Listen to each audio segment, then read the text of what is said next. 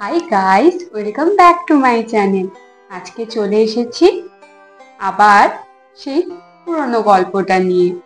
আসলে আগের দিন গল্পটা আপলোড করার পর আমার নিজেরই দেখে না তেমন স্যাটিসফ্যাকশন আসেনি। সেই জন্য আমি ভেবেছি এবার পুরো গল্পটা একসাথে আবার নতুন করে আপলোড করব। তো সেই জন্য আজকে আগের গল্পটাই আবার আপলোড করা হবে। তো আগের গল্পটার নাম তো যারা যারা দেখেছো তারা তো সবাই জেনে গেছো। তো যারা যারা এখনো পর্যন্ত দেখোনি, তো তাদের জন্য আমি আবার ফার্স্ট থেকে শুরু করছি। আজকের গল্পের নাম হলো আতঙ্ক। দূর থেকে শোনা যায় ট্রেনের আওয়াজ। ও ঝিক ঝিক ঝিক ঝিক ঝিক ঝিক ঝিক ঝিক। স্টেশন এই চত্বর থেকে অনেক দূরে। শীতের কারণে সমস্ত আওয়াজ স্পষ্ট শোনা যায়। গ্রামের ঠিক শুরুতেই একটি বড় বিশাল বটগাছ দাঁড়িয়ে আছে। প্রাচীনত্বের নিদর্শন হলো এই বুড়ো বটগাছ।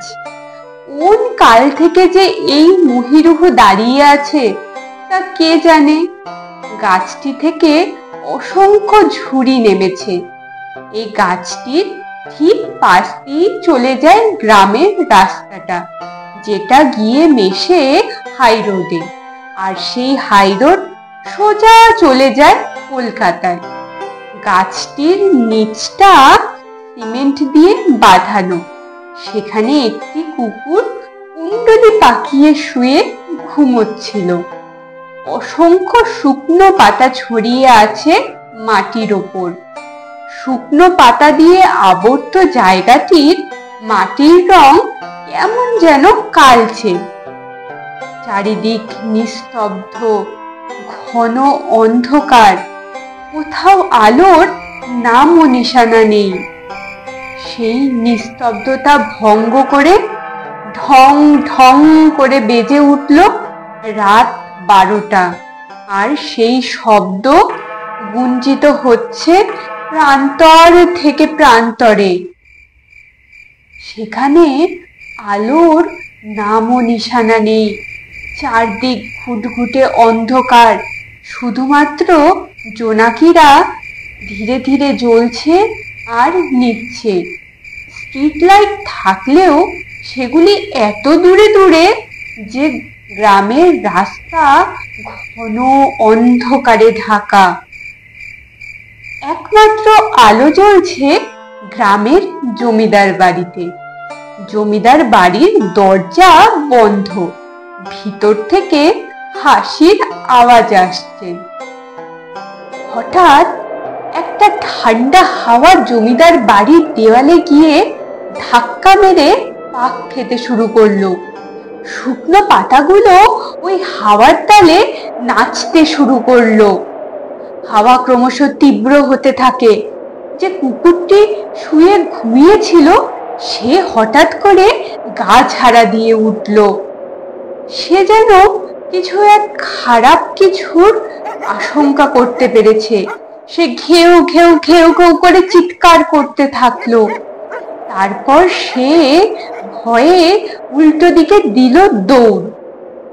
এক ভারী অদ্ভুত ব্যাপার হলো, সেই হাওয়া জমিদার বাড়ি ছাড়া আর কোথাও দেখতে পাওয়া যাচ্ছে না। সেই হাওয়া জমিদার বাড়ির দরজায় বারবার ধাক্কা দিয়ে যাচ্ছে। আর সেখান থেকে ঠক ঠক ঠক ঠক আওয়াজ হয়েই যাচ্ছে। সেই তীব্র হাওয়ার চোটে জমিদার বাড়ির লোহার দরজা খুলে গেল। আর সেই হাওয়া দ্রুত বেগে প্রবেশ করে জমিদার বাড়িতে। সমস্ত ঘরময় ধুলো আর শুকনো পাতায় ভরে যায়। হলঘরে টিউব লাইট জ্বলছিল। হলঘরের ঠিক মাঝখানে সাদা রঙের পাথরের এক সুদৃশ্য টেবিল রাখা। 4 জন যুবক সেখানে 4টে সেগুন কাঠের গদিয়াটা চেয়ারে বসে আছে। আর সেই টেবিলের উপরে রাখা দামি মদের বোতল। সুদৃশ্য কাচের গ্লাসে রাখা সেই সোনালী রঙের তরল। তাদের কথোপকথনের উত্তপ্ত আওয়াজ বাইরে থেকেও শোনা যাচ্ছে। তাদের মধ্যে হঠাৎ একজন ধীরে ধীরে মাথাটা ঝুঁকিয়ে নেয়। তারপর সে ধীরে ধীরে মাথাটা উপর দিকে তোলে। তার চোখ ঘোলাটে, চোখের মনি বড় অস্থির। সে যেন পাগলের মতো করতে থাকে। হঠাৎ করে সে সামনের টেবিলে রাখা ফলের ঝুড়ি থেকে চাকু তুলে নেয়। অন্য দুজন বন্ধু কিছু বোঝার আগেই সে সেই চাকু দিয়ে পাশের লোকটিকে ক্ষত বিক্ষত করে দেয়। এরপর যা হয়, বাইরে হাওয়ার চোট আরো বাড়তে থাকে। হাওয়া ক্রমশ তীব্র থেকে তীব্রতর হতে থাকে, আর সেই সঙ্গে সেই পাতার উদ্যম নৃত্য সেটাও ক্রমশ বেড়েই চলেছে। দুজন সম্প্রতি ফিরে পেতেই তারা অস্পষ্ট আর্তনাদ করল। কি করলি শান্তনু? অভিককে মেরে ফেললি?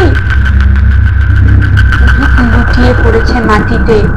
সাদা ধবধবে শ্বেত পাথরের মেঝে, টাটকা লাল রক্ত বয়ে যাচ্ছে সেই মেঝের মধ্যে দিয়ে। মৈনাক আর সন্দীপ কি করবে বুঝতে পারছে না। শান্তনুর সাথে ধস্তাধস্তি শুরু হয়। সন্দীপ কিছু বুঝতে না পেরে সামনে রাখা পিতলের ফুলদানি তুলে নিয়ে শান্তনুর মাথার পিছনে তীব্র জোরে আঘাত করে। শান্তনু লুটিয়ে পড়ে মেঝেতে। মৈনাক দৌড়ে যায় রান্নাঘরে। সেখান থেকে মোটা দড়ি নিয়ে এসে শান্তনুকে বেঁধে ফেলে। সন্দীপ বলে, আমি ব্যাগগুলো নিয়ে আসছি, আর এক মুহূর্ত এখানে থাকা যাবে না। সন্দীপ ব্যাগ আনতে উপরে চলে যায়। 4টে ব্যাগ নিয়ে সে দোতলা থেকে নামতে থাকে। ঠিক এই সময় হলের আলো জ্বলতে নিভতে শুরু করে। দেয়ালে রাখা তৈলচিত্র একের পর এক পড়তে থাকে। সেই শব্দে কান পাতা দেয়। হঠাৎ ঘরের ঝাড়বাতিটা আছড়ে পড়ে মেঝেতে। সারা ঘরময় ছোট বড় কাচের টুকরো ছড়িয়ে পড়ে। মৈনাক চিৎকার করে বলে, তাণ্ডব তাণ্ডব শুরু হয়ে গেছে, এখান থেকে যে করেই হোক বের হতেই হবে। তারা কোনো মতে গাড়িতে গিয়ে ব্যাগটা রাখে। বাইরে বেরোতেই তারা হতভম্ব হয়ে যায়। কি পরিমাণ ধুলোর ঝড়! তারা সামনে কিচ্ছু দেখতে পাচ্ছে না। তারা কোনো মতে ব্যাগগুলো গাড়িতে রেখে আবার ফিরে আসে। তারা দুজনে মিলে অভিককে কোনো মতে পাঁজাকোলা করে নিয়ে গিয়ে গাড়িতে বসায়, আর শান্তনুকে সামনের সিটে বসিয়ে শক্ত করে দড়ি দিয়ে বেঁধে দেয়। মৈনাক তরতর করে ঘামতে থাকে। সে সামনের সিটে বসে সুইচ অন করতেই বুলেরো চলে উঠল। সামনে সবকিছু অস্পষ্ট। ইনফ্যাক্ট গাড়ির তীব্র হেডলাইটের আলোতেও কোনো কিচ্ছু দেখা যাচ্ছে না। অ্যাক্সিলেটর চাপ দিতেই গাড়ি চলতে শুরু করলো। মৈনাক আন্দাজেই গাড়ি চালাতে শুরু করলো। তার হাত কাঁপছে। ধীরে ধীরে তারা জমিদার বাড়ির চৌহদ্দি পার করলো। ধীরে ধীরে আবছা হতে থাকে সামনে ধুলোর আস্তরণ। গাছের যে শুকনো পাতাগুলো নৃত্য করছিল সেগুলো ছড়িয়ে পড়ে জমিদার বাড়ির আশেপাশে। তারা কিছুক্ষণের মধ্যেই মেন রাস্তায় উঠে পড়ে। সন্দীপ পিছন থেকে বলল, যাক, আর কোনো ভয় নেই, আধ ঘন্টার মধ্যে আমরা বাড়ি পৌঁছে যাব। মৈনাকও বলে যে হ্যাঁ, আর হয়তো কোনো ভয় নেই। এর মধ্যেই শান্তনু চোখ খোলে। তার ঠোঁটের কোণে এক বিকট হাসি। তার চোখগুলো টকটকে লাল, ফাটার মতো জ্বলছে। তার চোখে যেন এক বন্য জন্তুর হিংস্রতা। কি অসম্ভব শক্তি ওই শান্তনু নামক শান্তশিষ্ট ছেলেটার শরীরে! সে অদ্ভুত ভাবে ঘাড় ঘুরিয়ে তাকায় মৈনাকের দিকে। আর সন্দীপ পিছনে ভয়ে সিটের সাথে একেবারে সিটকে যায়। এরপর শান্তনু হঠাৎ করে কামড় বসায় মৈনাকের ঘাড়ে। আর মৈনাক আ করে চিৎকার করতেই গাড়ি 180 ডিগ্রি বেঁকে গিয়ে ধাক্কা মারে ঠিক সেই বট গাছটিতে। হেডলাইটের আলো ছড়িয়ে পড়ে চারদিকে, আর মৈনাকের মাথা গিয়ে পড়ে সেই হর্নের ওপর। আর সেই হর্নের তীব্র আওয়াজে খান খান হয়ে যায় মথুরপুরের নিস্তব্ধতা। কেমন লাগলো আজকের গল্প অবশ্যই কমেন্টে লিখে জানা। আর হ্যাঁ, যারা যারা আমাকে সাবস্ক্রাইব করে রেখেছো তাদের কাছে একটা প্রশ্ন আছে, তোমাদের কি ধরনের স্টোরি পছন্দ সেটা আমাকে কমেন্টে প্লিজ লিখে জানাও। কারণ দেখো, তোমরা আমাকে সাবস্ক্রাইব করে রেখেছো, তো এটা আমার রেসপন্সিবিলিটি যে তোমাদের পছন্দ মতো জিনিস তোমাদের সামনে প্রেজেন্ট করা। যারা আমাকে সাবস্ক্রাইব করে রাখোনি তারাও সাজেস্ট করতে পারো তোমাদের কি পছন্দ।